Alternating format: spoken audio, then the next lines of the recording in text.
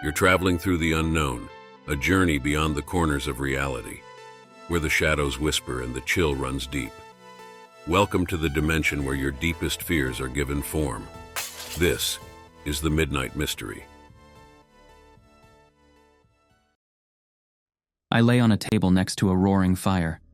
My hands were bound, and I was surrounded by figures in black robes. The beautiful young woman who looked like she was still in her teens approached me holding a nasty-looking knife encrusted with jewels. "Please don't do this," I said. She flashed a wicked grin and raised the knife over me, holding her breath for a moment before she plunged it toward my chest. 12 hours earlier. I'd never been a big fan of trucks. Why I drove one for a living was beyond me. I think it started out like so many other things. You just think you'll do it for a while, and the next thing you know, 10 years have passed and you're still doing the same thing. If this story was just about letting time slip away because I was too scared or too complacent to make a change, this would be a very boring story indeed. But it's not. There are many people who see things they shouldn't, or more to the point, who see things they wish they hadn't. Most of these people make a choice to bury the forbidden memory deep in their subconscious and never think of it again. They cope through any number of methods, including drugs, alcohol, or other means. If they can't cope with it, they leave a note, a grieving family, and a lot of questions. One of the reasons they choose not to tell anyone about their experience is being labeled. Crackpot, conspiracy theorist, lunatic, those are some of the nicer things these unfortunate souls get called.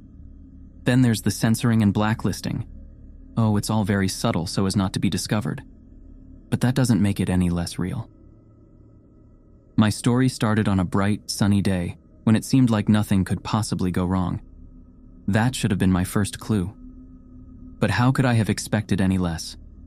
Driving down the country road with the window down, the sun shining, a balmy 80 degrees outside, the music blaring from the radio as I sang along, desperately trying to stay in key. The fields were full of vegetables in their prime growing cycle. It was like everything was perfect for that one moment. I just wish that moment could have lasted. When my front passenger's side tire blew, my good feelings were shattered. I went 10 rounds with the steering wheel trying to keep the truck on the road, but it was futile. Finally, having no other option, I yanked the wheel hard toward the left. It teetered on the edge of balance for a moment before the wheel bit into the asphalt. Going 55 when the wheel dug in was catastrophic. The truck suddenly turned into a gymnast doing a routine on the mat. Fortunately, I had already delivered my parts for the day. If not, I would have worried about a drive shaft or a transmission flying through the plywood wall that separates the cab from the back of the box truck and turning me into a bloody pancake. I think I had enough to worry about as the truck flew through the air, taking me with it. Everything seemed to move in slow motion as the truck's momentum turned it sideways and started it rolling. I had no idea how many times it flipped. I just knew how hard I was praying and how tightly I gripped the steering wheel. When it finally stopped and settled, the truck was sitting back on its wheels. I thanked God for small favors and for keeping me safe. I won't say I went unhurt. When you're flipping through the air, everything in the cab becomes a missile. I got hit by my water bottle, my bag of potato chips, my phone, even my lunchbox tagged me a couple of times. I was sure I would have bruises when I got home. After the truck settled, I turned off the engine, unbuckled my seatbelt, and slowly climbed out of the cab. My first few steps were tentative, making sure everything worked and nothing was broken. After I stretched and felt around for injuries, I took a slow lap around the truck. 3 of the 4 tires were flat, with the rear driver's side being the only holdout. There was dripping coming from underneath that seemed like different liquids mixed together. I decided it would be a good idea to get whatever I was going to salvage out of the cab quickly, just in case one of those liquids happened to be gasoline. I grabbed everything I could and went down the road 50 yards or so before setting the armful of stuff down on the berm. I sat down in the grass along the road and looked at the truck. I could see the top had been bent. It looked comical, as if it was leaning over and needed help to stand up straight. Thinking of that reminded me that I needed help. The road wasn't very well traveled. It was a 2-lane country road I had been driving on for nearly an hour, and I hadn't passed more than a handful of cars. I dug through my pile of rescued items and found my phone. I really wish I hadn't. The screen was splintered. I tried to turn it on, but it was no use. I wouldn't be calling anyone with it ever again. I looked up the road and down, but all I could see were endless miles of corn growing in the field. I hadn't seen a house for a while, so I decided I would walk in the direction I had been going. I gathered what was useful and stowed it in my pockets. The rest went in my lunchbox, and off I went, looking every bit like a kid walking home from school. The walk worked the stiffness out of my limbs and revealed whatever injuries I had were minor. It had been 20 minutes, and I was beginning to wonder if anyone lived on this road when out of nowhere, a house appeared.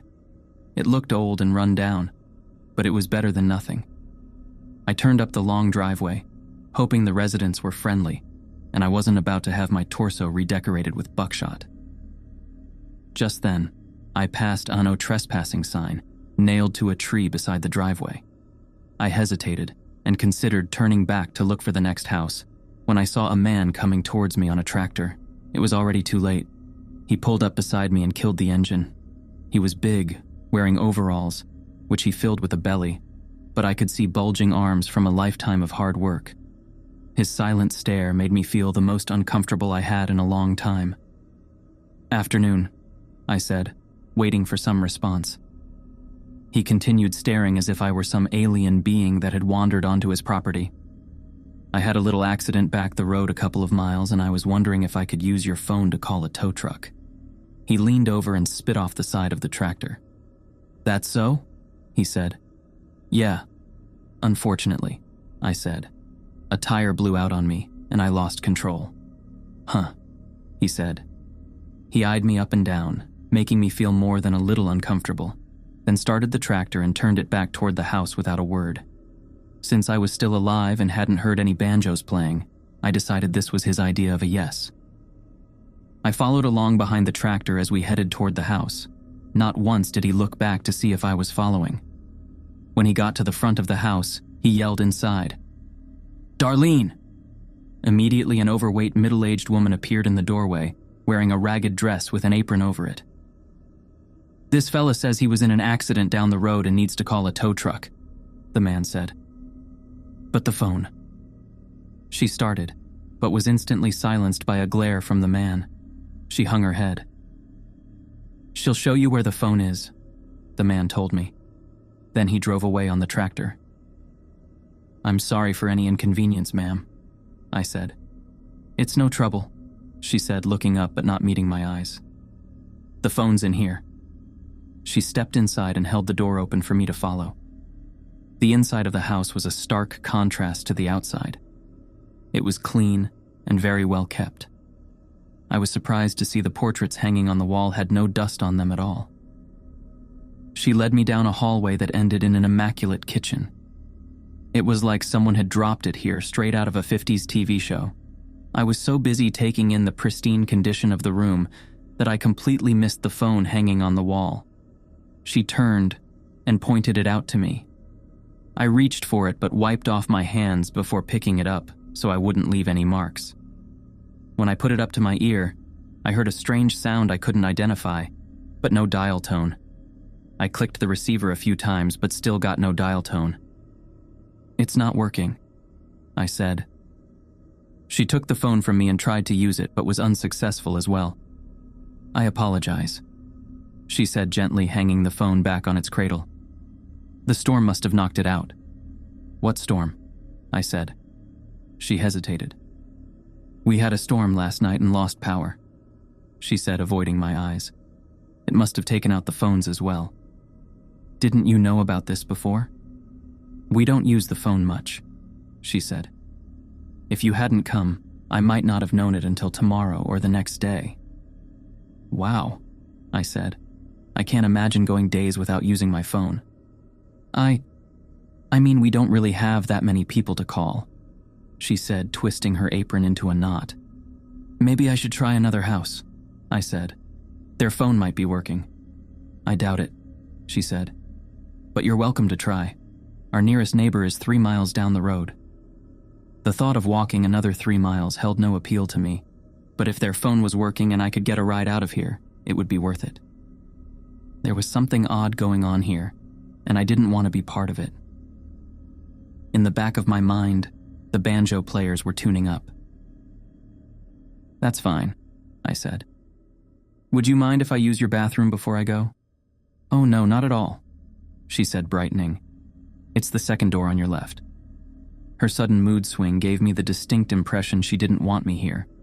I had no desire to be any place I'm not wanted, so no problem with me. I stepped into the bathroom and was once again impressed by the pristine nature of everything in the room. I felt almost sacrilegious using the toilet. When I was done, I washed my hands. As I glanced in the mirror, I saw a shadow move from the window behind me. I'd swear someone had just been looking in. I dried my hands and tried to put the towel back exactly where it was before exiting the room. I stepped out and nearly ran into the man. "Did you make your call?" he said. "Couldn't, the phone's not working." He said. "I was going to walk down to your neighbor's house and see if maybe their phone's working." "It won't," he said. "How do you know that? The phones are all on the same line. If one goes down, they all go down. Why not stay here for a while and try again later?" There was something wrong with his face. Suddenly, I realized he was trying to smile. The problem was it came across as super creepy. The other problem was I had no reason not to wait here. No reason I could put my finger on. No reason except the creeping suspicion in the back of my mind that something wasn't right here. But how do I tell that to a farmer who's half again my size and looks like he could bend me into a pretzel? "Sure, I'll stick around for a bit," I said, wearing my friendliest smile. We went back into the kitchen. His wife seemed startled to see me return. She seemed even more startled to see her husband smiling. I sat in a chair at the table. "Okay," I thought. "Just sit here and take a break. Don't make eye contact. And whatever you do, don't accept any." "Would you like a drink?" he said. "Sure," my mouth said, making my mind say, "Duh." The woman brought over a glass of water, and I tried to just sip it, but it was nice and cold. I hadn't drunk anything in a while and didn't realize how thirsty I was. I downed it in one go. At least I kept enough self-control that I didn't give a big "ah" at the end. I sat the glass down on the table. "Would you like another?" she said. "No, thank you. I was just thirsty from walking." "What do you deliver with your truck?" he said. "Car parts," I said. "I deliver to local repair shops." They both wore the polite, "Isn't that interesting?" looks that told me it wasn't interesting to them at all. Darlene rose from her seat. "I should be starting supper," she said. "Would you like to stay and have supper with us?" "Oh no, I don't want to trouble you," I said. "It's no trouble," the man said. "I really should be going." "Where?" he said. "Why don't you have supper with us and you can try the phone again after?" "That sounds great, but we're not good enough for you to spend time with?" he said. "That's not at all what I was going to say." I stood there, his glare burning through me. "Of course, I'll stay for supper." His hardened facial expression melted into a smile. "Great," he said. "I'll go wash up in the upstairs bathroom, and you can use the one down here." I smiled, but my mind was screaming, "What did you get us into?" I followed him out of the kitchen and went into the bathroom while he went upstairs. I could hear the steps creaking under his weight as he ascended. I stood there, holding the bathroom door, looking at my escape, the front door a handful of steps away. But where would I go?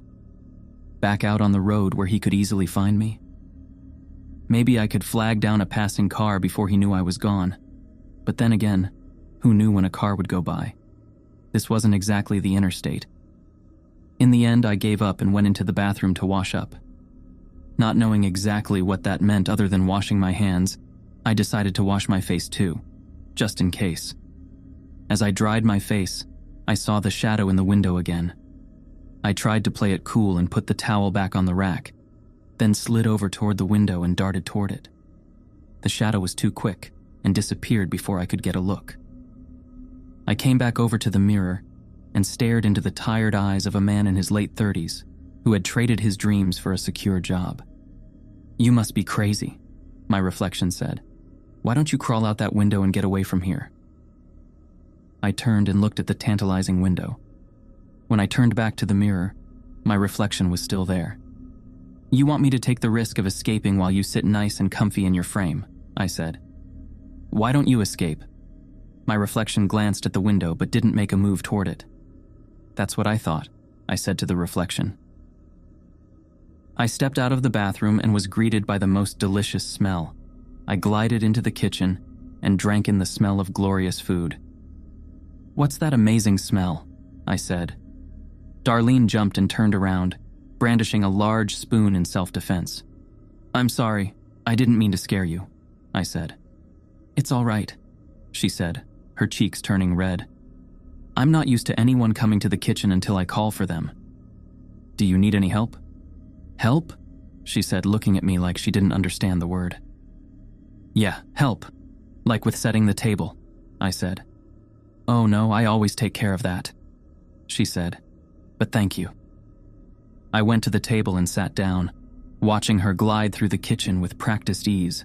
In no time, plates, glasses, and silverware appeared on the table.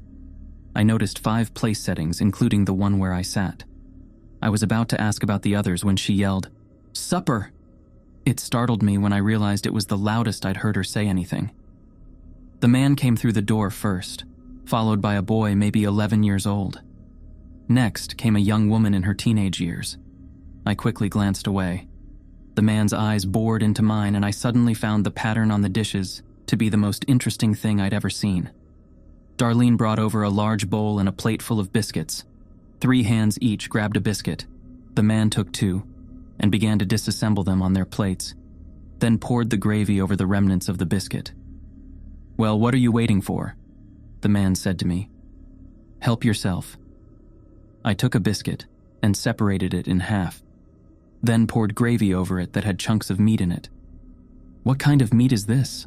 I said, inhaling the tantalizing aroma.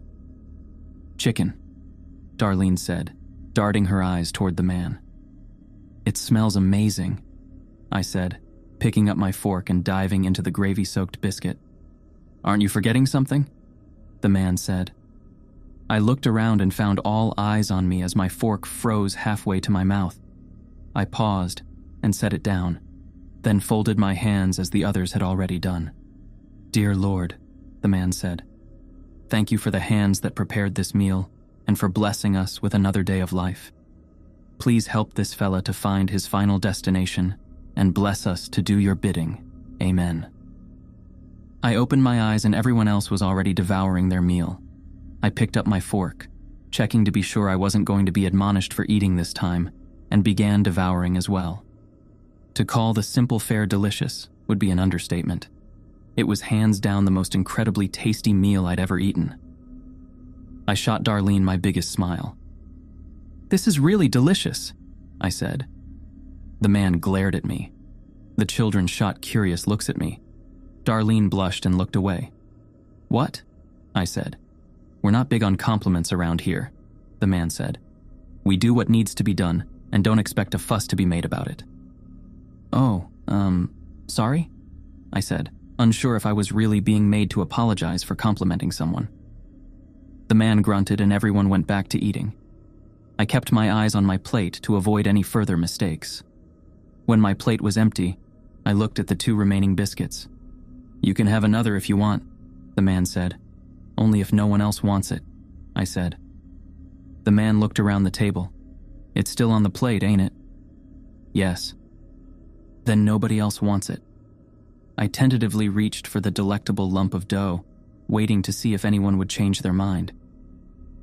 When no one did, I pulled it apart and doused it in the golden gravy. Within 2 minutes, it was gone. I sat back, feeling satisfied as Darlene cleared the table and did the dishes. I considered offering to help, but after the compliment speech, I was pretty sure that wouldn't go over very well. "Do you mind if I try the phone again?" I said. The man gave me a dismissive wave, which I took for yes, and I left the table only to be disappointed by the continued lack of a dial tone. "Still no luck?" the man said. "Nope." "Why don't you stay here for the night?" he said. "Oh no," I said. "I couldn't impose on you like that." "It's not imposing," he said. We have a spare room. I couldn't, really. Okay, how about this? He said. You stay the night. If the phone doesn't work in the morning, I'll drive you home. You'd do that? He smiled. Absolutely. How can I refuse? I said. Great, I'll show you to your room. I followed him up the stairs to the end of a long hallway. There were 3 doors on the left-hand side and 2 doors on the right. We went to the last door on the left and into a beautiful bedroom. Wow, this is amazing, I said. He looked around. It's just a room, he said. If you need to use the bathroom, it's across the hall. Thank you very much, I said, holding out my hand. He grabbed it and shook it with a wide smile. My pleasure. I waited until he left to collapse to the floor in agony at my hand that had been crushed by his handshake. The funny thing was, I didn't think he was trying to hurt me. It was just his natural strength. I made a mental note to never anger this man. I set my lunchbox of belongings I'd brought from the truck on the bed and started going through them. I pulled out the small flashlight and set it on the nightstand. Next was the keychain-size can of pepper spray. I looked at it for a moment, then stuck it in my pants pocket. I stuck the multi-tool in my pocket as well, then set the rest, mainly consisting of snacks, in the drawer. I wandered over to the window and looked out. It must have faced the back of the house because all I could see was a barn and a lot of field. The boy and the man were out there busying themselves with chopping firewood and throwing it on a pile. I didn't think too much of it since it was July, and winter would be here soon enough. The sun was almost down, and with it my last thoughts of going back to the truck or trying to walk to another house. I'd heard stories about things that roamed the countryside in the dark. I'd seen my share of them, and knew they were nothing to be trifled with. This place was nice, and the people were friendly, in their own quirky way. I decided to go to the bathroom and get ready for bed. I opened my door and almost ran into the girl as she was reaching for the bathroom door. Sorry, I said. Would you like to go first? She said, looking down. No, you go ahead. She looked at me for a moment and grinned. I backed into my room and closed the door. I searched the room looking for anything to entertain me. There was no TV, no radio, nothing to distract me. In desperation, I opened a drawer, and a Bible stared back at me. I shrugged. Maybe the good book will help me keep my mind off bad things. I flipped it open, stopped on a random page, and read James 1, 14, 15, 14. But each person is tempted when they are dragged away by their own evil desire and enticed. 15. Then, after desire has conceived, it gives birth to sin, and sin, when it is full grown, gives birth to death. Great, I thought, slamming the book closed and tossing it back in the drawer. Just then there was a light tapping at the door. I went to it and opened it only to find the girl standing there just inches from me. I'm done if you'd like to use the bathroom now, she said. Thank you, I said. I darted across the hall and shut the door. 5 minutes later, I opened the door to go back to my room, but found the way blocked by the man. He stared down at me. Enjoying yourself? He said. I'm sorry? I said, starting to sweat. Is the room okay? Are you enjoying yourself? Oh yes, very much. Thank you. He smiled and nodded, then stepped into the bathroom and closed the door. I glanced down the hallway and there stood Darlene. She saw me and stopped, then went into her bedroom. I turned and went into my room, closed the door, and tried to shake off this eerie feeling that no one wanted me here. But they were all pretending they did. I laid down in the comfortable bed, leaving my clothes on. I'm not really sure why. I just didn't feel right taking them off. It didn't take long for me to drift off to sleep, hoping the morning would come soon and I would be out of here. Asterisk, asterisk, asterisk. I don't know what woke me, but the room was dark when I opened my eyes. There was moonlight beaming in from the windows, bathing the room in a pale glow. I sat up and looked outside to see a roaring fire in the backyard. I tried to get up and look, but someone was standing in my way. It was Darlene. She was standing beside the bed, staring at me. Is everything okay? I said hesitantly. She didn't answer, just stared at me blankly as if she were sleepwalking. I went to the other side of the bed, but someone was there too. It was the girl. She also was staring at me with a blank look. I tried to slide to the end of the bed, but the man and the boy were standing there staring as well. They were all dressed in black robes. I backed up until my back was against the headboard. "What is this?" I said, my eyes darting back and forth from one person to the next. No one answered. It was eerily silent. I was hard-pressed to hear if they were even breathing. My heart was beating so loud. I had a sudden flashback to a zombie movie where this same thing happened right before they ate the person. My mind was reeling. I was in full panic mode. I had no idea what they wanted, but I was sure it wasn't good. I thought about making a break for it, but they had me surrounded. I started thinking in terms of the weakest link. The girl was standing beside the bed. Surely I could push past her before one of the others could get a hold of me. It would have been a good plan if the door was on the wall beside the bed, but it wasn't. It was on the wall at the foot of the bed, which meant pushing past her, then trying to get past the man and the boy before reaching the door. I was past regretting ever seeing this house. I was only concerned with getting out alive. While I was thinking about escape, they made their move. They all grabbed me at the same time.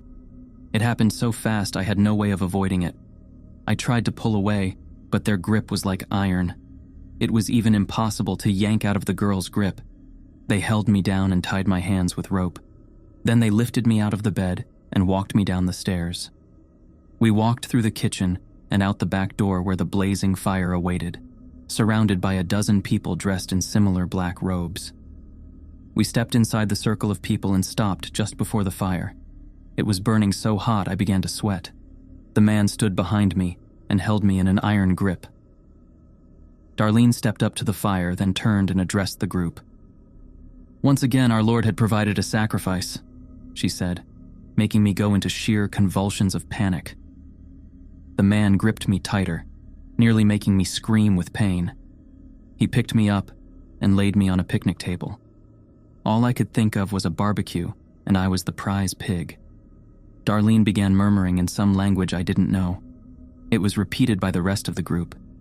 Even the young boy was murmuring and looking at me with malice in his eyes.